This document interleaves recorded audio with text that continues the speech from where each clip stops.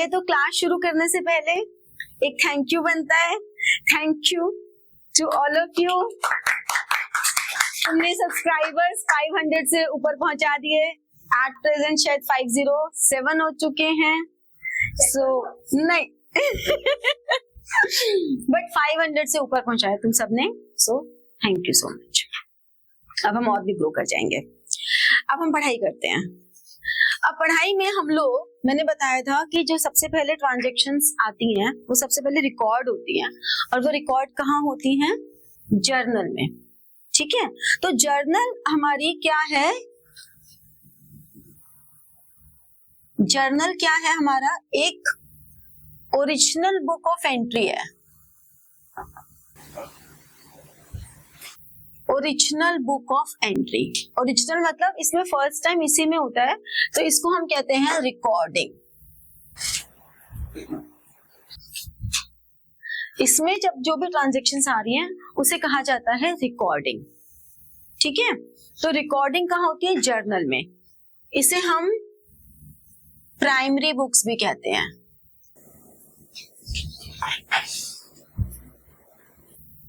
तो primary books भी journal होती हैं। अब जर्नल का फॉर्मेट कैसे होता है? देखो, ये रजिस्टर के 2 पेजेस हैं। ये पेज नंबर 1 है, ये पेज नंबर 2 है। ठीक है, मान लो ये रजिस्टर का पेज 1 हो गया और ये रजिस्टर का 2nd पेज हो गया। अब आपको जब फॉर्मेट बनाना है तो फॉर्मेट में ऊपर लिखते हैं जर्नल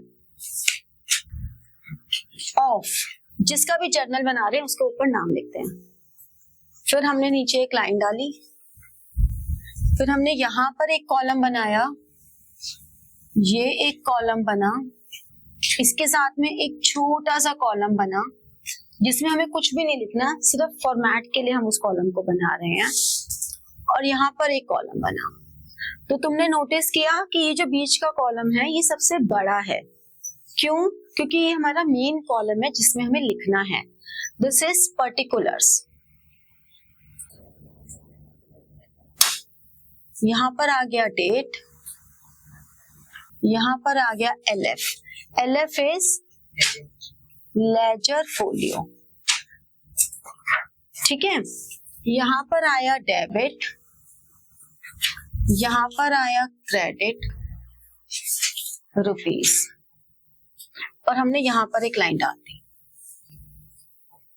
ये हमारा प्रॉपर फॉर्मेट है जो आपको शुरू से प्रैक्टिस डालनी है कि पेंसिल स्केल से ही बनाना है, और बिना फॉर्मेट बनाए कभी भी जर्नल एंट्रीज नहीं करनी है। हाथ चलना ही नहीं चाहिए।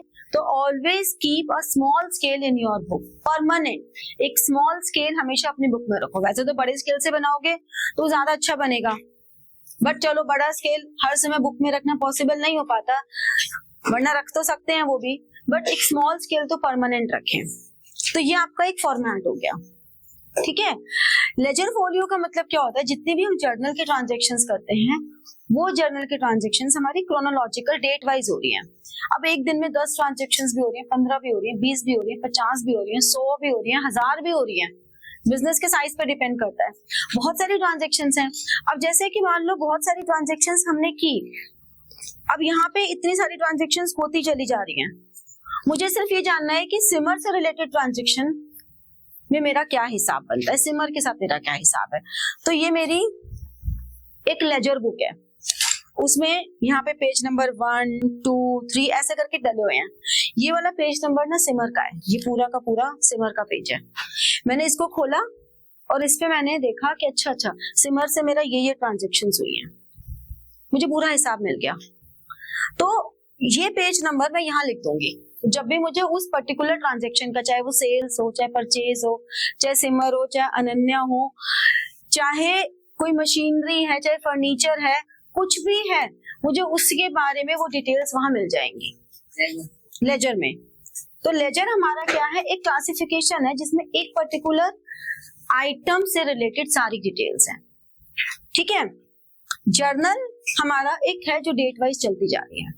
अब जर्नल में हम जर्नल एंट्री, ये हमारे बोलने का तरीका होता है कि जर्नल एंट्री कर रहे हैं, हम रिकॉर्ड कर रहे हैं। कैसे करेंगे? जैसे कि फर्स्ट ट्रांजैक्शन है, हमने कैपिटल इन्वेस्ट किए, business started with a capital, तो बिजनेस स्टार्टेड विद कैपिटल, तो हमने क्या किया, कैश अकाउंट डेबिट किया और कैपिटल क्रेडिट किया। क्यों? क्योंकि हमारी मॉडर्न अप्रोच क्या कहती है कि कैपिटल लायबिलिटीज, अब तो तुम्हें टर्म भी क्लियर हो रही होंगी क्योंकि पहले तो ये टर्म भी नहीं पता थी, है ना। कैपिटल, लायबिलिटीज एंड रेवेन्यू यानी कि इनकम, ये तीन आइटम अगर इंक्रीज होंगे तो क्रेडिट होंगे और डिक्रीज होंगे तो डेबिट होंगे। ठीक है। असेट्स एंड एक्सपेंसेस अगर इंक्रीज होंगे तो डेबिट होंगे और डिक्रीज होंगे तो क्रेडिट होंगे। ठीक है। असेट समझ में आ रही है ना क्या होती है, लायबिलिटीज भी समझ में आ रही है क्या होती है, तो ये वाली तो चीजें क्लियर हैं ही कि असेट्स एंड लायबिलिटीज क्या होती हैं। तो जितनी भी हमारी assets and liability, assets and expense हैं, उनमें ये रूल आएगा। तो आपको जब भी कोई ट्रांजैक्शन है उसमें ये रूल देख लेना है। ठीक है। तो अब हमने कहा कैश आ रहा है, कैश असेट्स है, कैश इंक्रीज हो रहा है, असेट्स इंक्रीज होंगी तो डेबिट होंगी, कैपिटल इंक्रीज होगी तो क्रेडिट होगी। तो जो डेबिट वाली आइटम है, यहाँ पे मान लो हमने कहा 2025 और अप्रैल 1 ये डेट डाली और मैंने जो डेबिट हो रही है आइटम वो पहले लिखी। बिल्कुल ध्यान रखना जर्नल एंट्री कैसे लिखी जाती है, बिल्कुल फर्स्ट डेबिट वाली आइटम यहां से शुरू करेंगे बिल्कुल, फिर इसी के साथ अकाउंट A/C, ये नहीं कि बहुत दूर जाके अकाउंट लिख रहे हो, उसके साथ में, और फिर डेबिट हमेशा यहां लिखा जाएगा, कभी भी डेबिट यहां नहीं लिखा जाएगा, बिल्कुल लाइन जहां खत्म हो रही है, ताकि उसके आगे कुछ नहीं लिखा जा सके। 1 टैब स्पेस, ये नहीं कि यहां से 2 लिख रहे हो, यहां से 2 लिख रहे हो, ऐसे नहीं, पूरा एक सिमेट्री में आना चाहिए। ये हमारे कुछ प्रोटोकॉल्स हैं जर्नल एंट्री लिखने के, इनके पीछे कोई लॉजिक नहीं है। आजकल तो सब कंप्यूटराइज्ड होता है, कंप्यूटराइज्ड में तो सब सॉफ्टवेयर्स बने हुए हैं। आपको तो सिर्फ जो क्लासिफिकेशन कर रहे हो ना आप, कि ये जो 5 क्लासिफिकेशन है, जब कंप्यूटराइज्ड अकाउंटिंग करते हो तो ये क्लासिफिकेशन आपके बहुत वैरायटी के होते हैं, आपको प्रॉपर क्लासिफिकेशन में डालना है, बस अपने आप सब कुछ हो जाता है, फिर तो कुछ करना ही नहीं, सॉफ्टवेयर्स हैं। लेकिन यहाँ तो आपको मैन्युअली करना है ना। तो कैश अकाउंट डेबिट, जो आइटम क्रेडिट हो रही है उसे बाद में लिखेंगे, जो डेबिट हो रहा है उसे पहले लिखेंगे, जो क्रेडिट हो रहा है उसे बाद में लिखेंगे, और जितना भी अमाउंट है, मान लो ये 1 लाख है तो हमने 1 लाख यहां लिख दिया, और फिर हम लिखेंगे बीइंग, इसे हम कहते हैं narration.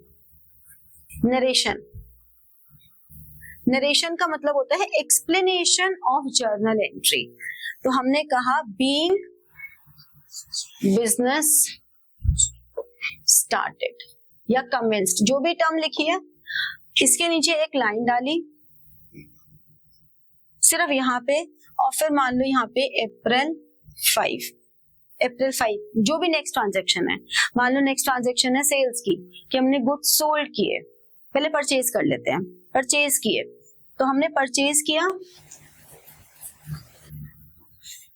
Purchase account debit to, मान लो कैश के थ्रू किया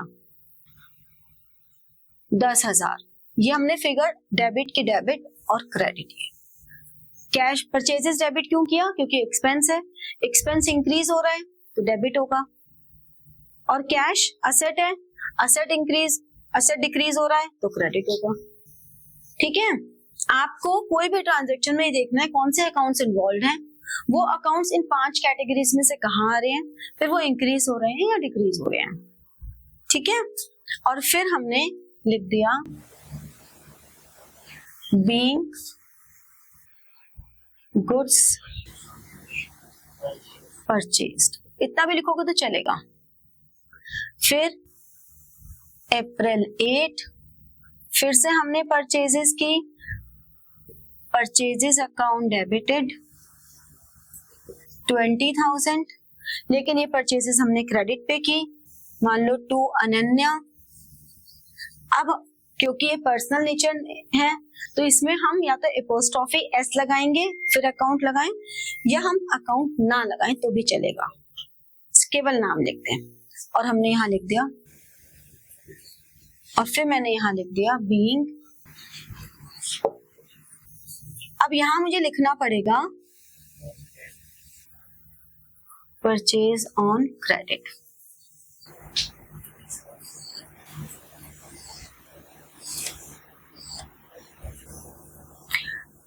ठीक है, क्योंकि इतने से डेबिट हो रहा है, इतने से क्रेडिट हो रहा है, तो हमें दोनों के सामने लिखना जरूरी है।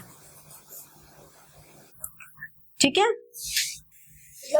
अकाउंट पर्सन टू पर्सन तो वो देखिए ना किसमें डेबिट हो रहा है। हाँ, तो जिसमें डेबिट था उसके डेबिट कॉलम में लिखा, जिसमें क्रेडिट था उसे क्रेडिट कॉलम में लिखा। ठीक है, अभी पेज हमारा खत्म हो गया मान लो। अगर ये पेज खत्म हो गया तो हम नीचे लिखेंगे बैलेंस कैरिड फॉरवर्ड लिख देंगे, या तो या कैरिड डाउन लिख देंगे। C/F का मतलब कैरिड फॉरवर्ड या कैरिड डाउन। और फिर हम अगले पेज पर आए, अगले पेज पे हमने सेम फॉर्मेट बनाया और फिर हमने पहले लिखा बैलेंस BD, दोनों कॉलम्स में अमाउंट लिखा, डबल लाइन, हमेशा डबल लाइन डालते हैं। कितना हो गया 1 लाख।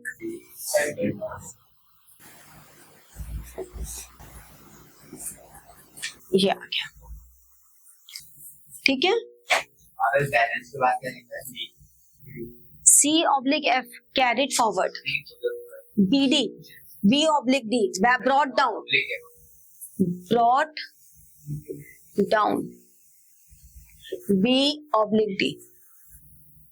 ठीक है, इस तरह से हम जर्नल एंट्रीज करते हैं। ये हमारी सिंपल जर्नल एंट्रीज हैं। अभी क्लियर हुआ? ये बना लो फॉर्मेट। नरेशन की वो लिख लो, नरेशन को is explanation of journal entry.